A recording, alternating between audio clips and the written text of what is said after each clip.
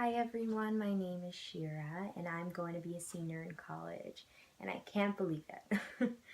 um, I can't help but think of the extreme, incredible changes that I have undergone from the moment I entered college as an 18-year-old to now as a 21-year-old going into my senior year.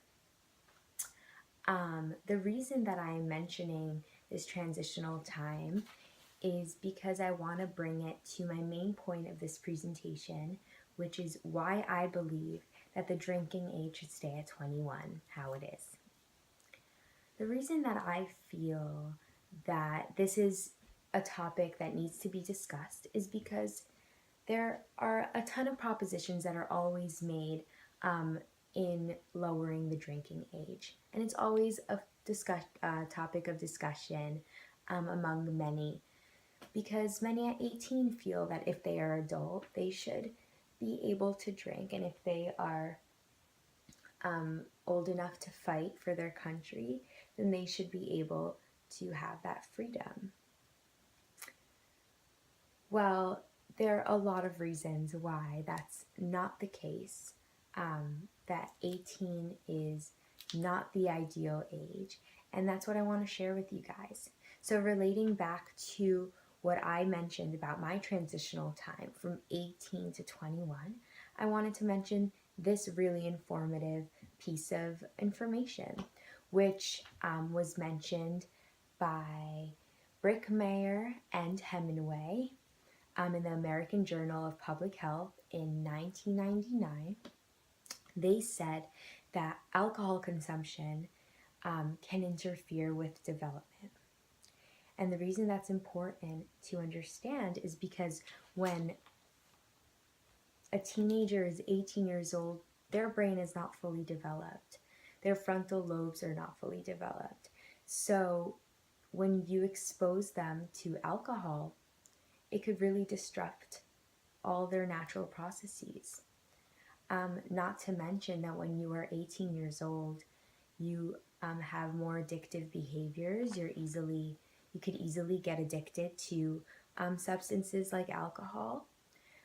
Also, suicide is greater at that age.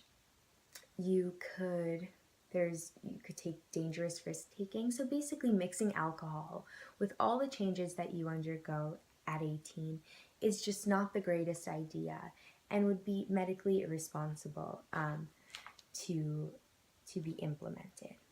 So that was the first piece. The second piece that I believe is important to mention is that the percentage of underage drinkers has decreased since 1984, when the 21-year-old drinking age was implemented. There's also studies that indicate, specifically by James C. Fell, an examination of the criticisms of the minimum legal drinking age 21 laws in the United States from a traffic safety perspective on October 2008.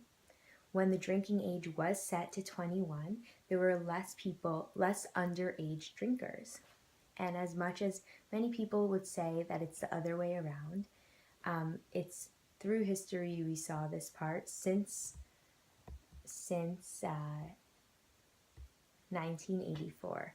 So also another good point that James C. Fell mentioned was when the drinking age is at 21,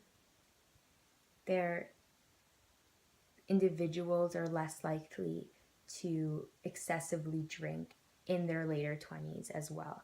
So it also promotes an overall healthier society for all.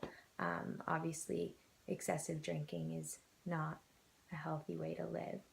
So those are the two reasons that I believe, and that also many other people believe, is important in understanding why 21 is the most ethical age of which drinking should be permitted.